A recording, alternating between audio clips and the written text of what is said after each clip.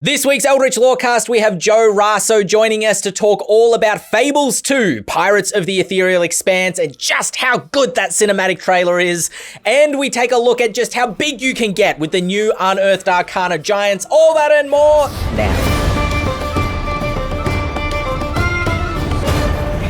Hello, everybody, and welcome to this week's episode of the Eldritch Lorecast, the number one D&D podcast in the world. My name is Ben Byrne, and I am here with James Hake, Dael Kingsmill, and joining us this week, special guest sitting in for Sean Merwin, is Joe Raso. Joe, thank you so much for joining us. I have to ask, do you consider yourself to be more of a fae, a fiend, an elemental, an undead creature? Can I say none of the above? Absolutely. I'm just this eldritch figure in the shadows. How about that? Gotcha. All right. Yeah. An aberration. Perfect. There you go. Dael, what about you? What do you consider yourself in a D&D monster type context? It feels very sort of self-gratifying to say it, but I think I would have to fall on the side of fae. Do you think there's any other creature types that you think would be self-gratifying? Like nobody's like, I'm an undead and proud of it. Reppin'. It's good. Yeah, I don't know. I think fae's the best one. Yeah, okay, fair enough. James, what about you? Oh, it also seems incredibly self-indulgent for me to kind of long to be dragon in human form. Oh, but there it is. That is absolutely the one. If I could be anyone, it would be that. Fair, yeah. No, those are the good ones. Fae, dragon, elemental. Everything else is just, I'm an ooze, I think. Hey, you're an ooze? Witches and vampires. Undead got some good stuff in there. Yeah, okay, that's true. That's fair. If you're an ooze, at one point, Ben, during the Dusk game with MCDM, we were fighting a jelly, and I absentmindedly started singing, I like aeroplane jelly, aeroplane jelly for me. Like, and everyone lost it. They had no idea what was going on. Yeah, I was about to say, does anybody else here know what aeroplane jelly? Australian audience only. Yeah, basically. Even the Brit didn't know. The Pom couldn't back me up on that one. Everyone who's Australian right now listening to this podcast just lost their minds. They're like, oh my God, I haven't heard that in years. Oh, they're frothing at the mouth. They're like, yeah. And now everybody's saying not happy Jan to each other as well. It's going off in Australian podcast land. Anyway, we're not in Australian podcast land. We're in D&D podcast land. Let us set sail from Australia into the Ethereal Expanse. We mentioned last week that Fables 2, Pirates of the Ethereal Expanse is coming in July. 1st of July, it will drop. But I am so excited this week because we have the cinematic trailer, which I think will be up by time this podcast has gone live. It's definitely gone live in our Discord server in the Choo Choo Hype Train little chat. So if you're there, go check it out because I have never been so excited for a cinematic trailer. Joe, you've taken over from James on this project as pulling the writing team together. What are you most excited for people to explore when this finally sets sail? Well, the story's fantastic. Joey's pulled together a tremendous team of writers that I'll overuse the phrase. I think it's a North American knocking it out of the park. But the writers are fantastic. I can't wait to actually start sharing the stories that they pulled together.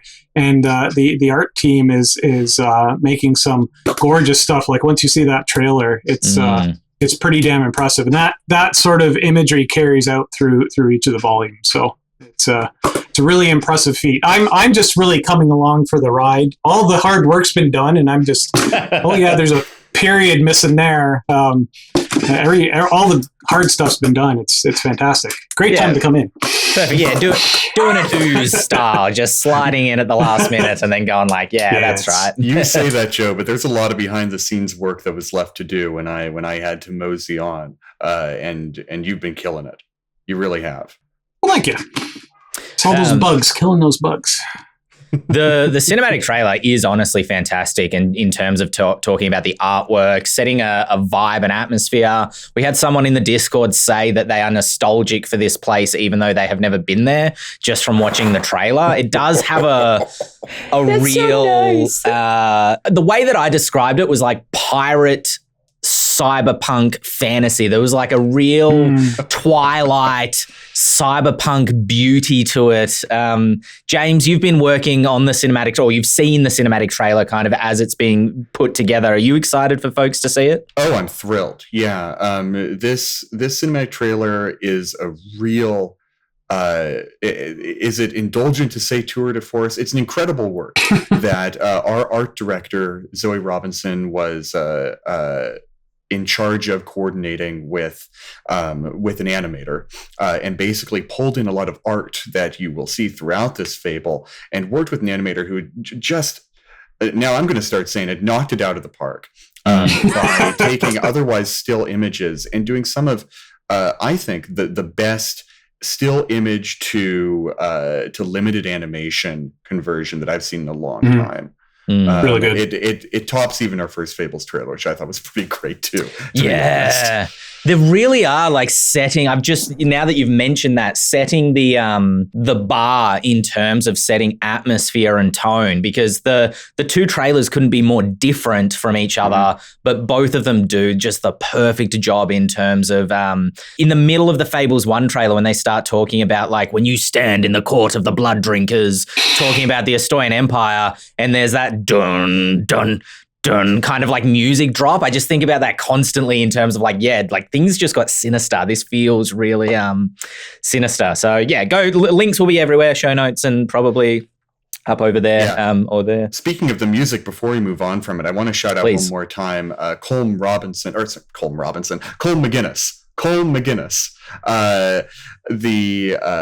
Who did music both for our first Fable and now for this one. Here he gets to kind of return to his home sort of core, because a lot of his music is very folk and sea shanty in feel, and he gets to sing on this one. He does such a great job of doing storytelling and world building and setting building just from what he sings about in this sea song, in a way that he wasn't really able to in our very first Fables trailer, which had a more of a cinematic epic tone to it. This one is epic as well, but in a very different way, very, very nautical, piratical way, which is, of course, exactly what we wanted. Is he also because I actually was going to ask this, is he also the voice actor? Like he does the whole thing. He sings the song and he also voices before the song starts, because I've just been quoting his lines in the office as well. Just going like, let me tell ye a fable. I'm like, it's so good. It's so good. Yeah. Colm voices Oisin the Bard, who appears in the later episodes of this fable as a character that you can meet and who has a lot of sort of skullduggerous questing opportunities for you as you go up against the kingdom of Iris and the Caroline Empire throughout all of this. And you might even be able to recruit him onto the crew of your ship as well if you play your cards right. He's a very cool character, and he was kind of ideal as the linchpin for this trailer. Yeah, speaking of crews, I love the last line as well, where he's like, you're looking for a crew, and it's like, all right, get the crew together, let's go. We're gonna be ethereal pirates. Dropping, like I said, 1st of July, but the cinematic trailer should already be up. If there's not a link to that, there'll be a link to the Discord, and it's there, so you can go check it out. And speaking of arcane things, Wizards of the Coast dropped an Unearthed Arcana this week, all about giants. I glanced in at it. I had a quick look, and I thought to myself, that barbarian is going to have a lot of fun shot putting folks around the battlefield constantly. Dael, what did you think? I think it needs some cooking. I really like the wizard subclass. I think that was fun. I think the druid looked like a lot of fun as well. It did remind me once again that the druid can do everything that the ranger is known for, but better. Sure. But I think the barbarian subclass is an interesting one to look at in terms of some of its elements seem like they do nothing. and I would like them to do more. You know, like if things like add rage damage to thrown weapon attacks. For me, that's something that should have been included already as just part of being a barbarian. That seems that's the kind of thing that I would hand wave and include anyway. Sure. So it doesn't seem like much of an increase. And then you get to things like the growing in size, which of course it was going to happen. They're giants. It has to happen. You got to include it. But it's one of those things where we've had a pretty standard thing within 5e design where they resist letting players play sizes larger than medium, because it starts to become a problem when it comes to things like squares that you threaten. I can't say threaten squares because that's technically a different thing, but you know what I'm saying. Squares that you can attack on the grid. Because I mean, I did do the maths earlier. Let's see. So a medium creature with a 5-foot reach, so this isn't even including reach weapons, threatens 8 squares. All right. The minute that you're large, still just with a 5-foot reach, you threaten 12 squares. Okay. Now, for this barbarian subclass, you quite quickly get to become large, and your reach increases by 5 feet. So it's not a 10-foot reach, it's an increase of 5 feet. So again, if you have a reach weapon, it's getting even bigger than this. But if you're large and you have a reach of 10 feet, you threaten 32 squares, about that. And once you get to the end of this subclass, you can reach size huge, and your reach increases by 10 feet. So huge with a 15-foot reach, you now can threaten about 72 squares.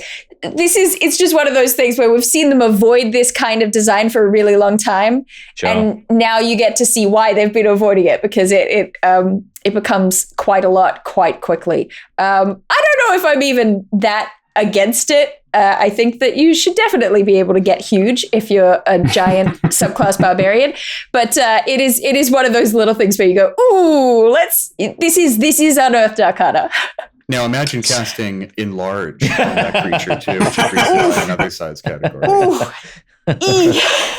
Give it the Sentinel feat too to stop anything. So what you're... Why are we complaining about this? This sounds amazing. This is perfect. So what you're saying is the extra damage on the thrown weapon, it doesn't do much because they won't need to throw weapons. They just need to become big enough to, does that mean by the time they get big enough, they can throw a creature 30 feet away and still melee attack it because it's still within their reach? And then sentinel it. So I think because of where the base reaches, throwing it 30 feet away is still further. Okay. But you're almost thinking of portals there, Ben. That was almost so good. But what could you throw it sideways? You know, you throw it like from your right hand side to your left hand side. It's almost like you're passing it hand to hand. You're just juggling. Exactly. Yeah. Just like, come on, stop playing with your food. Just kill it. Or I really liked the elemental weapon though, whatever that thing was called. I liked that for the barbarian. That was really cool. The thing that really interests me about this isn't the mechanics. I mean, the mechanics are very interesting, but the thing that leaps out at me is why giants now? Mm-hmm. We got Storm King's Thunder. Valuable question. 2015 or something like that, fairly early on. And we haven't really seen much other giant-related content since then. It makes me wonder, in fact, what other sort of really good giant-related lore is there in the D&D canon that exists right now? The war between the giants and the dragons is one thing, and that got invoked in Rise of Tiamat. The giant ordning was invoked in Storm King's Thunder. So what's next? This is an adventure, right? I'm assuming this is adventure related, but I might be wrong. All D&D books tend to have a sort of 2 to 3 year cooking time, which means that this was probably being planned back in 2020 or something like that. So the whole D&D team is, as we know it, is still involved. Chris Perkins is still involved, Jeremy Crawford, et cetera, et cetera. What more with giants do they have to do? Because I don't have the ghost of an idea. I feel like you've just pointed out to me the ripples in the glass of water. Something approaches. Well, I've become increasingly aware, kind of since doing this podcast, really, and maybe a little bit before that, but the fact that every Unearthed Arcana really does forebode, what a new release might be. And it feels like that timeline, it's either because I'm more aware of it or that timeline actually has sped up. I remember we had a character play a Kensai monk all the way back in the day when that was just in Unearthed Arcana. And it felt like when that was finally featured in Xanathar's, it was like a year and a half later, which it might not have been. It might have been like 6 months. Who knows? Do they always forebode something? Is there anything in Unearthed Arcana that kind of gets thrown away and not used? There has been plenty of stuff. I remember when there was a mass combat system fairly early on back in 2015, and Unearthed Arcana was very much a sort of testing ground, even more than it is today. I do think you raise a good point, Ben. The stuff that we see in Unearthed Arcana seems to have a higher rate of appearing in print than it did several years ago, which makes me think that it's less of a sort of public free-for-all like it may have been when Unearthed Arcana was very, very nascent. But now it's more of we like this concept a lot. We've tested it a bit internally, and now we just want to make sure that the public likes it as well. Because this used to be true. I don't know if it's still true, but it used to be if anything in Unearthed Arcana got a lower than 70% public approval rating, hard cap or hard floor, it did not make it into a book.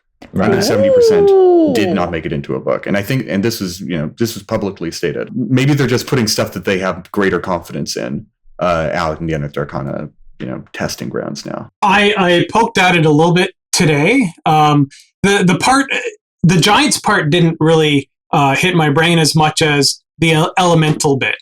So I perhaps the future place that it gets stuck isn't that the giant is the theme, but the elemental items are the theme. I mean, we've had the big elemental. Was it the second or third hardcover?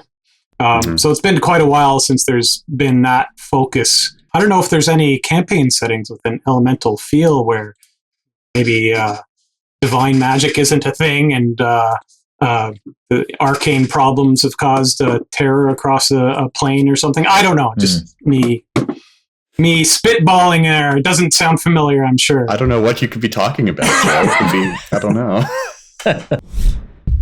There was a question just while we're talking about Wizards of the Coast stuff. We talked a bit about Mordenkainen's Monsters Multiverse Mash last week, but very much in the context of the monsters themselves, more so than the player races, which I have since not read the book because who would do actual research, but watched a video that somebody did, kind of a breakdown of all the changes. And something that I think is quite interesting, and there was a comment on last week's video as well from NRMRKL. I'm not going to try to pronounce that because there's no vowels. Commented that the changelings are now Fae and there's a whole bunch of changes like that, right? Like certain creatures have become elementals. Did that too, right? Exactly. This is an interesting change because I'm not the first one to point out that obviously it changes how things like dominate monster or charm person or those sort of spells, even detect, evil and good, work against those sort of creatures. Is this a good change? Is this a bad change? I mean, it was a big deal when they did that for a couple of the player races in Theros. And there was like this ripple that went outwards of people being like, "Ooh, we have some creatures that we've had before as playable races, like centaurs or whatever, because they showed up in Ravnica before then. And they previously were not categorized as Fae, and now they are. And a lot of people then were unhappy with it, but I wonder whether we've just reached a point now where people are like, it wasn't that big a deal." And maybe Wizards of the Coast are a little bit more free to just go for it. Yeah. Well, speaking of sizes, we talked about how most player races are either medium or small. I felt like that was a specific thing, not just because of the combat reach or the combat mechanics, but a lot of dungeons are sort of built in mind with medium creatures, so that large creatures may not necessarily fit inside some of the dungeons and be able to move around easily. The creature types, it felt, were very specific, that every player race was a humanoid, so that the mechanics of the game functioned in a specific way where they were affected by charm person and not affected by, turn undead, for example. So is this like a destabilization of some of those sort of rules? I think, was it in Tasha's, it was kind of like they were both. It was like they're a humanoid and a fae. They're a humanoid and an undead, and now it's just like, they are this thing. I don't recall if that happened in Tasha's or not. I know, very interesting that this is the thing that comes to mind. I remember in season 7 of the Adventurers League, there were some effects that made you undead in addition to your current character type. Sure. So you could be a humanoid and an undead, and that the Adventurers League did stuff like that for the exact reasons we're talking about here, so that hold person and other humanoid specific effects will still affect player characters, not give them an easy out from fairly common debilitating spells. It is a little strange, doesn't it? It seems like there was some very finely tuned stuff that made mechanics and lore go hand in hand in vanilla 5th edition, vanilla Player's Handbook 5th edition. That's being changed now. And I'm very curious to see, I feel like I'm going to say this every week, I'm very curious to see what this change in Mordenkainen's bodes for the rules update in 2024. Yeah. Will we see changes to spells like Hold Person that take in mind these changes that seem to be harbingers of a new direction for the core processes of 5th edition? A harbinger? A new direction. A new direction. A new direction. Yeah, I can't. Is that a callback? It's fine. The listeners will get it. Carry on. Okay. Cool. Oh dear. Oh dear. I feel I've stumbled into some sort of snare, some sort of trap. Somebody kicks open the door and runs in and kidnaps James. This is like a 6th grade joke. Well, anyway, I'll let the 6th graders laugh at this one. But yeah, I mean, I'm going to sound like a broken record whenever we talk about Mordenkainen's, because I feel like something is, like, most of the changes we're talking about here are going to have a knock-on effect that the developers are already thinking about right now. And we're in some kind of awkward growing pains phases right now as this monster book, which, if you ask me, probably should have just come out 2 years from now, if they're making changes that we'll, see the full effect of in time. But sometimes that's just the way business works. Inscrutable things happen for inscrutable reasons, and we wind up making the most of it. Yeah. I mean, it is interesting, right? Because mechanically, these kinds of approaches are fine. You look at, it seems like a weird comparison, but I think it works. Lots of people complain about how many player races have dark vision, right? Yeah. And you don't get to see that difference in play between, well, you just have this divide. Some of the players in the party will be affected by this and some of them won't. And that is a fun thing to play with mechanically. And lots of people complain that that's not present. The tricky thing is not that having that element or spells that affect some player characters and not others because they're humanoid or fae or what have you. That in itself is not, it's not bad design or anything like that. The tricky thing is that so much of the game wasn't built that way. And now we have to lay it over the top. And I think James is right that it has something to do with the upcoming overhaul, because I don't think otherwise that you would necessarily take that kind of a risk. Yeah, it just makes me wonder whether they're going to, like, is D&D 5.5 that they've teased, and we might already know this, I don't know, but is that just going to be like a reprint of the player's handbook with all these new rules stacked in it? Is there going to be, like, I think of charm monster, charm person, dominate monster, dominate person as being these very specific spells that are at different levels. Like, I think dominate person is like a third level spell and dominate monsters like a fifth or sixth level spell? Because it's not intended that you can dominate so many creatures. I would assume that is why there is that divide between them. Are they going to be pulled together into a single like dominate creature style spell that kind of uniforms it? Or is it just, is it going to be accounted into the balance of the game that, some members of the party are going to be completely immune to some effects and some of them are going to run away screaming when the cleric casts turn undead, and you're just going to have to deal with that. Joe, what do you think? I'm having trouble trying to picture what the future state is. In one of our writing meetings last week, I kind of threw out, we're doing some high-level planning of future stuff, and I go, when's the next, and I wanted to say edition, but it's not really edition, the next decimal version of the game drop and how that's actually going to change. I'm really curious how well they can thread the needle of upgrading the game in the few areas that I think people see some issues with, without taking away some of the guts. I'm kind of happy I'm not part of the design team, because I think I would be having a pull my hair out thing, because we want to do this, but if we do that, then all these things kind of get messed up. And so I don't envy their task of trying to figure out a way to improve the version we have, because it's done so incredibly well.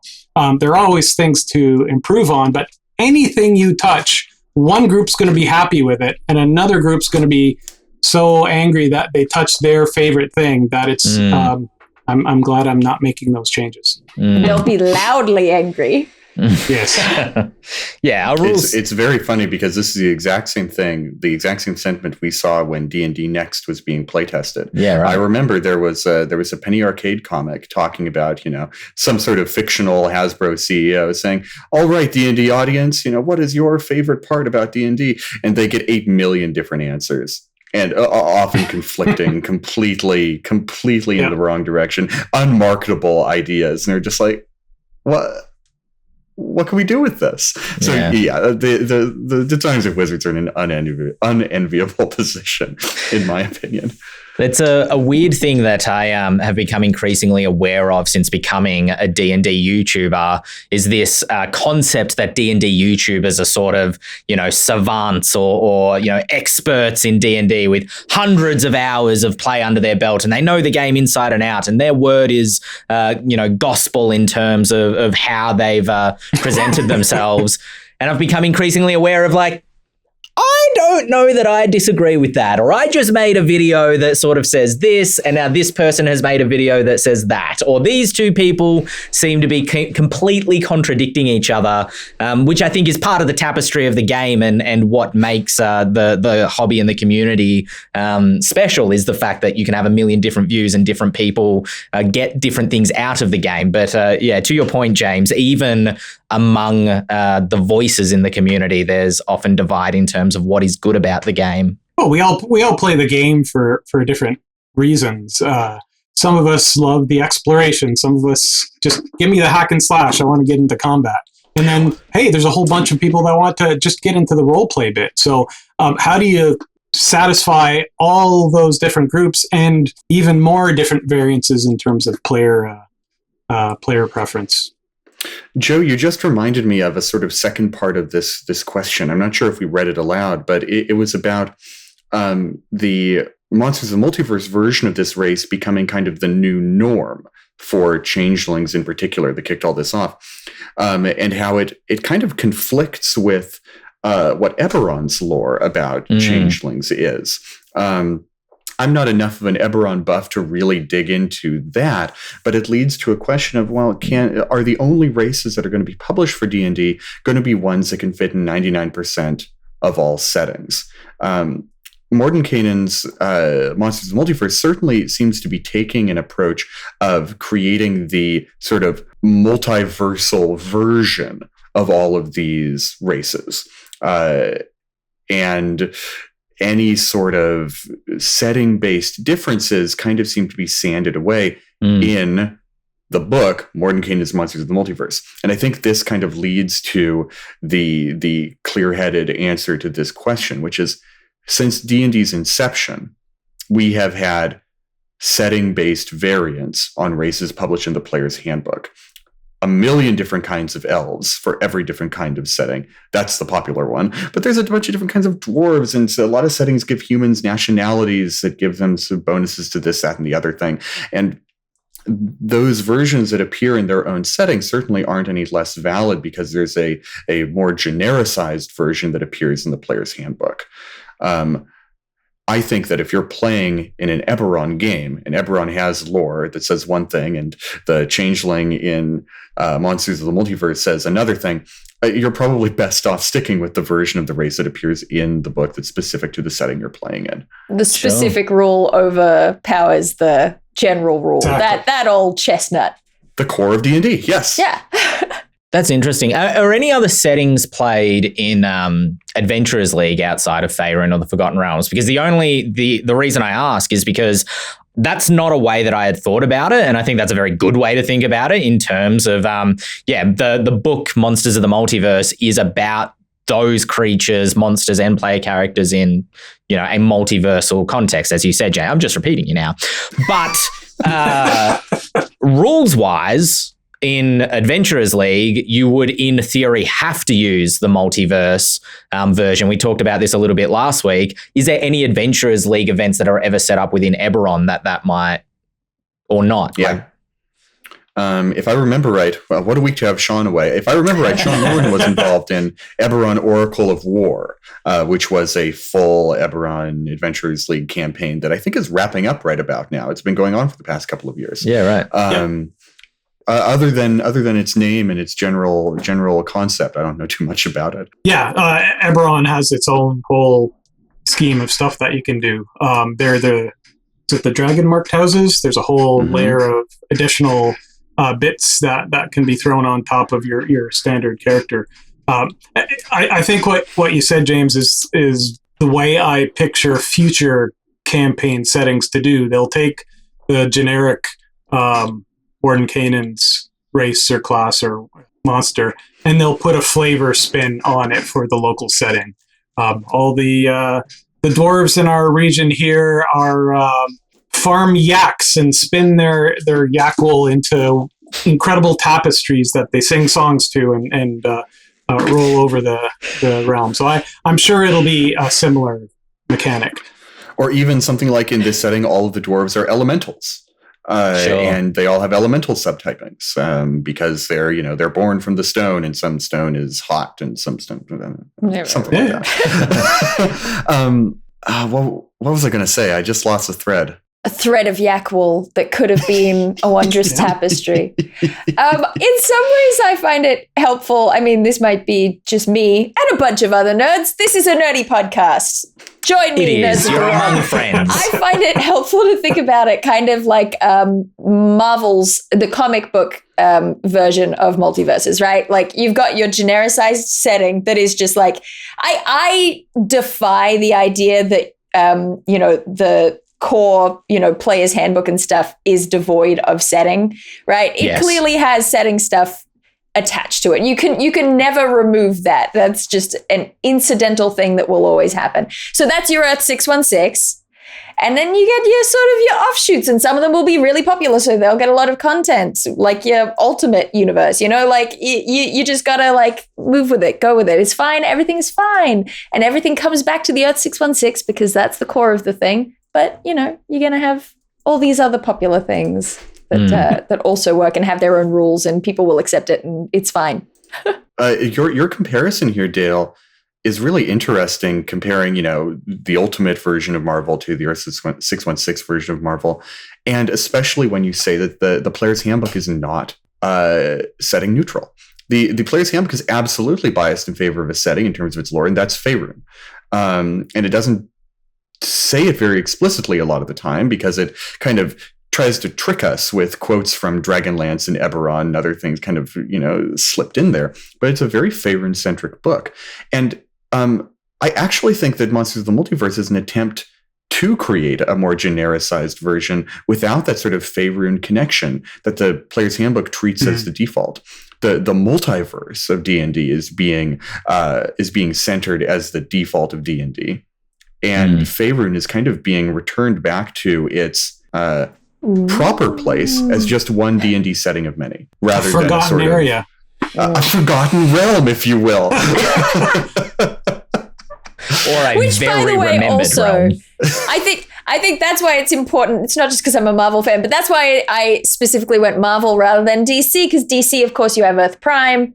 It places that as like the real setting, right? Whereas Earth 616 it carries more of that vibe of like, it's just one of many. It just happens to be the focus. Yeah. There, I'm getting my nerd on today. I think, or I hope that repositioning of Faerun makes it honestly more appealing to folks like me who have called it in the past flavorless because it's everything flavored. And that is a personal opinion, but I think it's because Faerun has been saddled with every new thing that kind of, like, as soon as there were Warforged introduced through the Eberron supplement, you betcha there were Warforged in Faerun, or people playing Warforged in Faerun. Which brings us to an email from Andy, who was, we've kind of been talking about this email this entire time, but to focus the discussion specifically on it, was asking about, whether it will become the norm for, actually, let me just read the too long didn't read of his email. Will D&D games in future declare genres and, in quotation marks, allowed resources more commonly than they have in the past? Meaning that, for example, the Grim Hollow campaign that I'm running at the moment, I basically said to the players, these are the races that you can play. Any race in the Grim Hollow player's guide or campaign guide, player's guide they're in, and these select kind of races that are known to be present in this realm from the player's handbook. And I wanted to do that because I have a specific sense of tone that I want to capture as part of the campaign. At the same time, you don't want to stop someone from playing the character they really want to play if they want to play a rabbit dude with a laser gun. And so, do the three of you create, campaign Bibles in quotation marks when you're running a campaign and say, okay, you can play these races, but not these ones, or these classes exist, but there's no paladins because the gods are dead, or, X, Y, Z. How specific are you about that stuff? Yeah, I think it depends on the story. I know I've done that in the past for sure, in different campaigns where I said, okay, here's a subset of things that you can play and how you can do it. Just this last year, I got to play in a Lord of the Rings D&D based campaign, and our GM Zach Goins made exact subtable of, hey, you can be if you're human, you can be these guys. If you're a halfling, you can be those guys. If you're a dwarf, you can be this. Elves, this, and that was it. And it really forced you to create a character that felt embedded into the mythology of the game that you're playing. So I absolutely think I don't think it's that much of a change. I think it's just more apparent, perhaps, that it'll be there now. I agree. I do that a lot personally. I don't think we're going to see a lot of it in official spaces. And I think part of the reason for that is that Wizards of the Coast wants you to buy stuff, right? Sure. So if you are excited about a Warforged and you can buy a book that gives you the ability to play a character who is a Warforged, they don't want to stop you from buying that extra book, right? So I don't think we're going to see a ton of that in official spaces. But yeah, like Joe was saying, I think I do that a ton. I'm definitely that DM who's like, this is the limitations. Boom, go. But yeah, I think that has been kind of the purview of home DMs for always, as far as I can tell. That's kind of, it's part of the fun of it, getting to cater to your specific tastes and the tastes of your players. This touches on a thing I know I've whined about on this podcast before, but it comes to the organization of materials in D&D Beyond and the fire hose of content one naturally ends up drinking from when creating a character in D&D Beyond. It makes me hope that if Wizards is going to be creating a sort of, multiversal version and then, subversions in settings of, races, classes, whatever, that now that they own D&D Beyond, there will be a greater effort made towards allowing GMs to categorize content for their players to use. Yeah. If you create a campaign in D&D Beyond, you can make a link for someone to click on to say join campaign with a new character that they create then. If a GM could use some sort of system when creating their campaign to be like, oh, and I will only allow content from this, and this, and deny use of content from all other things, then the opportunity for, say, Jim's Magic Missile from Acquisitions Incorporated to show up in an otherwise, dark fantasy game is significantly curtailed. Yeah. I do think it's interesting because I am very excited by the concept of published adventures that are written for you that do that kind of thing where it is catered more specifically to a genre. But I also think that is something that third-party products often do really, really well. And I want that space to be for them. I don't really want Wizards of the Coast to come into that zone. That's maybe just a personal wish more than an actual definable, oh, they shouldn't for this very good reason. It's just me going, well, no, I don't know. I kind of like that's a space for third-party publishers to use. But I also do wonder how,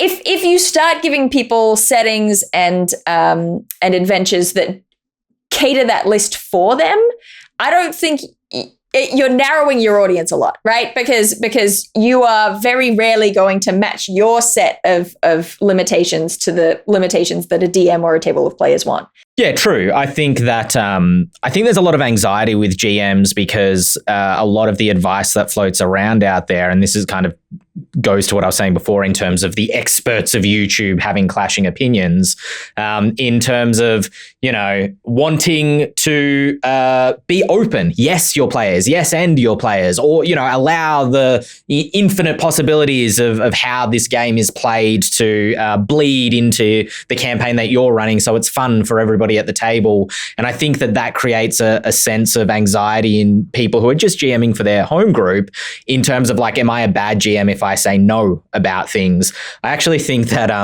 Matt Colville does a couple of videos that are very liberating for GMs like myself, where he did one on basically this very topic about should you restrict races within your campaign, and additionally, what types of people those races tend to be. I think he was using the example of an elven pirate, for example. No elves are pirates in a campaign he runs, and I think it's fine to do that as long as to capture a specific tone, as long as it's what the rest of the table want. Joe, you mentioned before about feeling like you were really part of the campaign world, and I think that's the problem from a player's perspective when you're trying to craft this specific feeling for this world, whether it's high fantasy fae world and everybody is an anthropomorphic creature, or dark fantasy, only humans and very little else. If you decide to go the opposite direction, you do become this very Aragorn, Gimli, Legolas, Bugs Bunny, it has this jarring vibe. So I don't think DMs should feel bad about wanting to, having that dialogue with the players and being like, this is the atmosphere I want to try capture for this campaign. This is why I want to make these decisions. The other side of this, though, that I'm curious to get all your thoughts on is the mechanics, is the fact that 5e is starting to feel the weight, I think, and GMs are starting to feel the weight of the overburden of bloat that 5e is starting to get, in conjunction that we hear a lot about what 3 and 3.5 experienced. And when you see the number of player races that are in Mordenkainen's, the list is there was more in there than I remembered. I was like, oh yeah, bunny people. I forgot about that. Ben, you opened the show and you said that this is the number one podcast of D&D. So I think that means if anybody listens and listens to your suggestions, they're pretty well set, right? They've got the line on the way that they can play the game.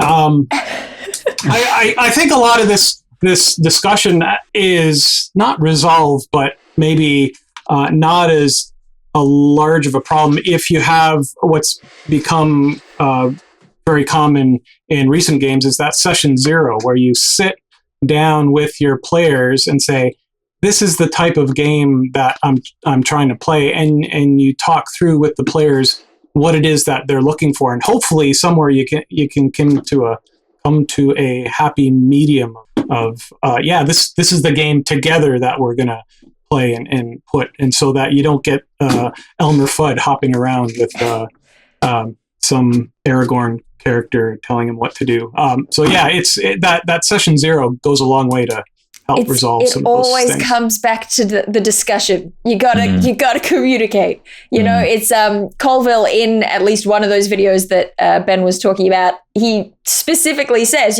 find out why your player wants to play that thing and figure it out, right? So Colville used to, as an example, not have tieflings in his setting. And then one day he was running a game, I think actually for Matt Mercer, and Mercer wanted to play a tiefling paladin. And Colville was like, well, I don't really have tieflings in my setting. Let's see what we can figure out. And they came up with this compromise. And the result of that compromise wasn't just Matt Mercer got to play a tiefling in this game. The compromise ended up with, there's now a way for tieflings to exist within this setting. Yeah. And, in later games that took place within the same world, other players also got to play tieflings. It's that communication and openness to change and all those things. I also think it's very helpful as a GM to have multiple kinds of games you want to play so that you and your players have a better chance of finding something that you have common ground on. I'm a world builder who's very top-down world building, and the general advice tends to be ground up world building. Start with a single village and expand rather than the gods and the kings and the queens and go down, because that top-down kind of approach tends to sort out every little nook and cranny of your universe and leaves very little room for players to invent. Because if you know who all the deities are and a player really wants to play someone who is devoted to Thor, suddenly they've got to figure out a way to fit within that setting. I don't think that approach is bad. Like I said, I use it and I really enjoy being a world builder. And I think a lot of GMs get into that role because they love tinkering and building worlds. But as you just said, Dael, one thing that I have enjoyed is allowing players to add spokes to the campaign setting. And I've run the same campaign setting for 4 or 5 years across 6 or 7 different campaign groups. And every time somebody adds something to the spoke, it becomes canon for the next group. Whether it's an NPC that gets made up on the spot, whether it's a new deity, whether it's a new race of people, it continues to make the world more detailed through the players' contributions rather than being like, no, this is mine. You can't, touch this. This is another great thing to talk about in session zero, because I think this ground up versus top down world building isn't just something that the GM needs to kind of consider on their own in a vacuum, but it's also something to consider in what kind of game the players want to play as well. I think ground up is your safest option. I think most players like to kind of come in with a concept and shape the world around it. And, they have something they want to play, so let's find a way to make it work. But I also know players, I have one in my game right now that really likes to know about the world and create a character that fits within it. They're a scientist in their job. They have a very sort of scientific way of thinking. And so they like to know the parameters of the world that they're playing in. And that's very fun for this person. So, just going by the one size fits all metric is certainly a fine starting place. But as we keep talking about, it's communication. D&D is not a complete game. The only way to complete it is with the people who are going to be playing it. And you can't read their minds. You simply cannot. There is no... As much as you think you can. Yeah. Don't fall into that trap. Yeah. No, it's interesting because once you mentioned that, I realized that's the kind of player I like to be. I like to find out about the world, find a little cranny of it that interests me and just dig in. I want to have that conversation about how can we explore this I don't know, thieves guild faction that you've created. That's what I like to do. But I still came into my first couple of campaigns assuming that my players wanted to do the ground up, this is my character and I'll make the world around you. But that ended up being really tricky with those players because I think that fewer of them were interested in that, or maybe they would be now, but at the time they were new, so they were a bit, more spooked by the concept of coming up with it all and building the world around them. But certainly at the time, it was very difficult to get kind of backstory or world details, even in a small sort of scope going, because no one on either end was wanting to, step on each other's toes by creating stuff. Yeah. Which can be really difficult and definitely hampers the communication that we're talking about. Just say what you want and then you can move on from there. Compromise comes after saying what you want. I had two gentlemen that wanted to hire me to be their GM a couple of years ago when I was doing it professionally. And I never had a group do this before. It was a funny experience because they really wined and dined me. They were like, come out, let's have lunch. Let's talk about the campaign. Let's talk about like your style of GMing, how you run it. And then we did that. And then we did some emails back and forth with further questions that they had. Like it was like they were deciding whether they want, I don't even have a comparison off the top of my head, but it was like, this is a really serious purchasing decision that we need to, like they were buying a house and I was the real estate agent. But ultimately they decided not to, for the reason, and I thought this was quite interesting, that because I use a homebrew campaign world that is my own, they can't go and dive into a Wikipedia and learn everything there is to learn about the world because it simply doesn't exist. It's all up in here. There was no campaign guide. There was nothing for them to, you can learn about all the isolated villages in the Forgotten Realms, particularly on the Sword Coast, but there's lore for the entire continent, that can get quite detailed. And that's what they wanted, to be able to know where their character was from, where they grew up, why they would have a certain affectation, what kind of cultural idiosyncrasies would they have as a result of their upbringing. And I just thought that was an interesting level of specificity that they wanted in the experience they were going to have. I'm just fascinated by these people, by this couple in particular.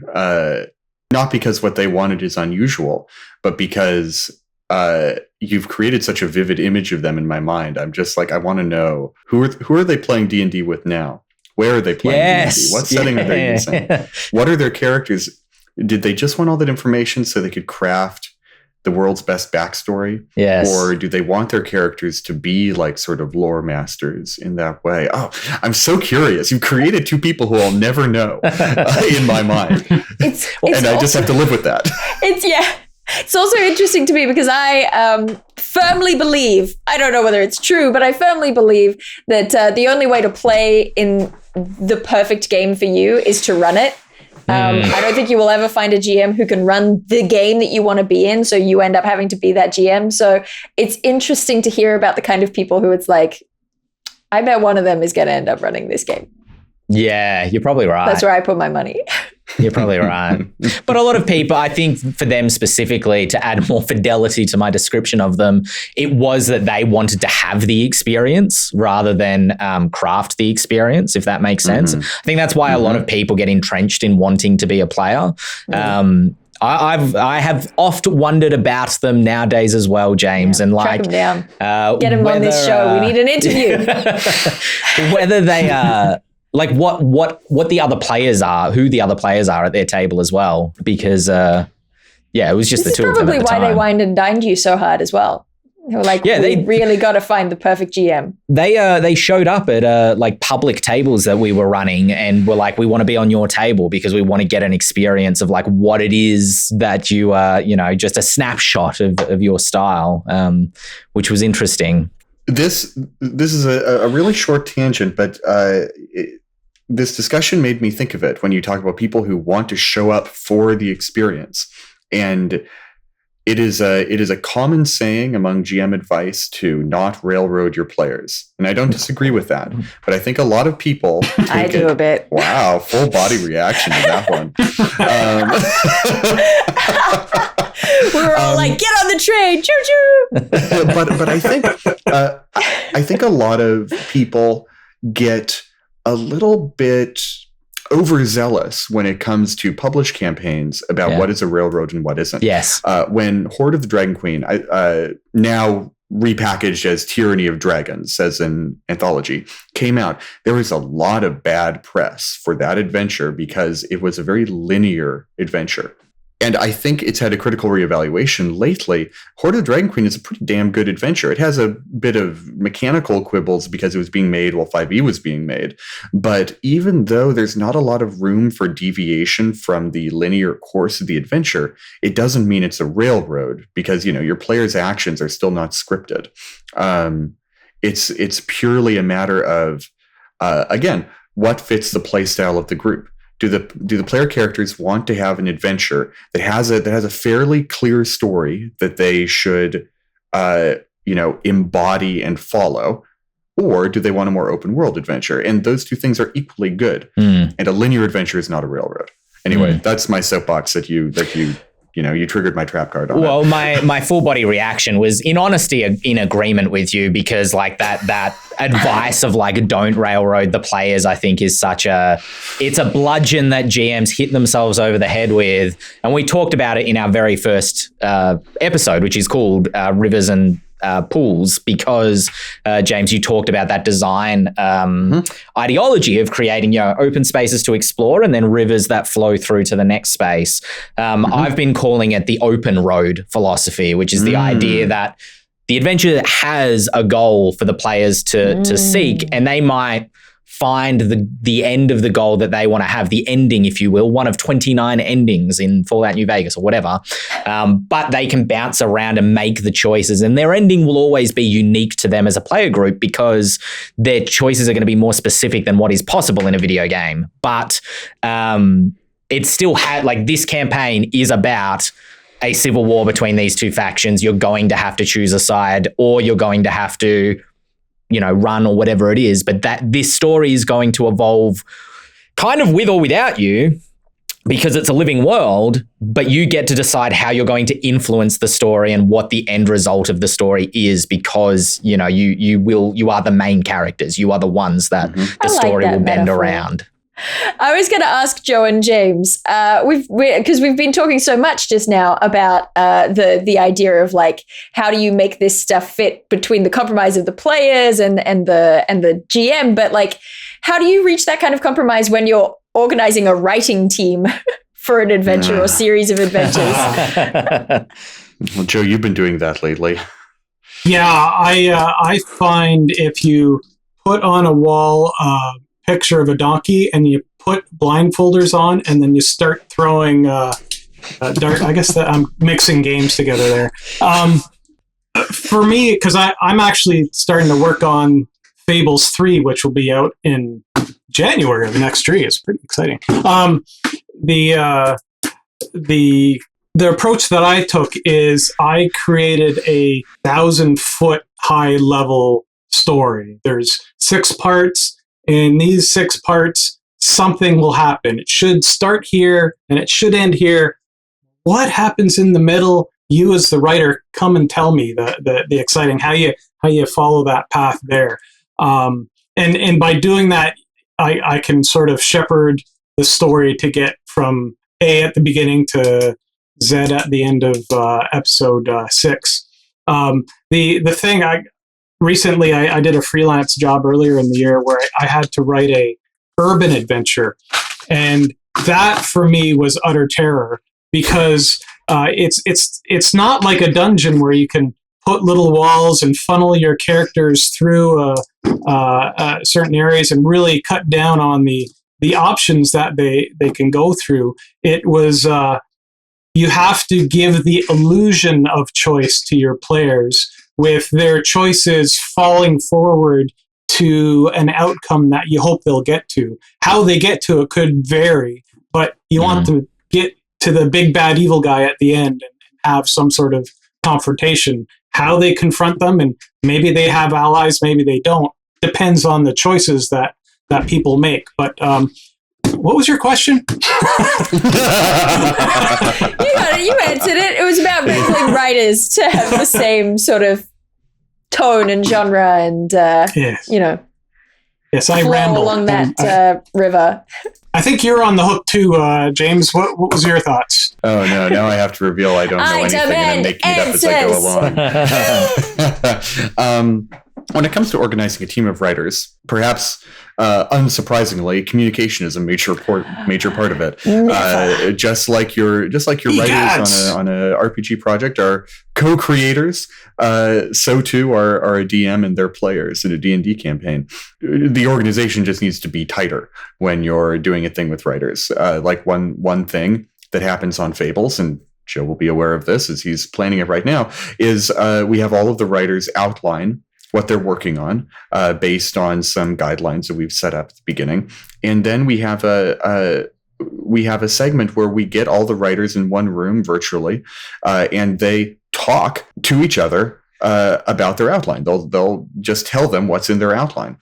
And then by having everyone in the same place and listening and being attentive to the work that their fellows are creating, it winds up people notice things that are either perfect matches by serendipity, perfect matches by design, or things that don't quite fit together, or things that don't quite fit together but could be great if we just change this, or we have to throw this out. And all of a sudden, you've got a lot of creative minds working in tandem. And if you've got a team that works really well together, magic happens. And you end up getting a story that started from 6 or more disparate places, but winds up being unified in the end. It's like conducting an orchestra for you, James.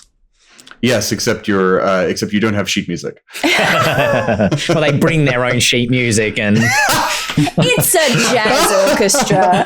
Yeah, they have changes, right? They've got jazz chord changes, and everything else is improvised. Yes. Well, I think that is just about going to bring us to time on this week's episode of the Eldritch Lorecast. If you enjoyed it, make sure to subscribe to the YouTube channel, or if you're listening on an audio platform, 5-star ratings would be hugely appreciated as it gets us out to more listeners. Leave reviews, go tell your friends, spread it like a zombie virus or a magical zombie plague if you're playing in a fantasy realm. Anyway, we'll be back next week. I've been Ben Byrne here with James Haig, Dael Kingsmill, and Joe Raso. Thanks so much for joining us, Joe. And we will see the rest of you next week. We're gonna end on a laughter fade out like we're an episode of classic Star Trek. And then everybody freeze frame.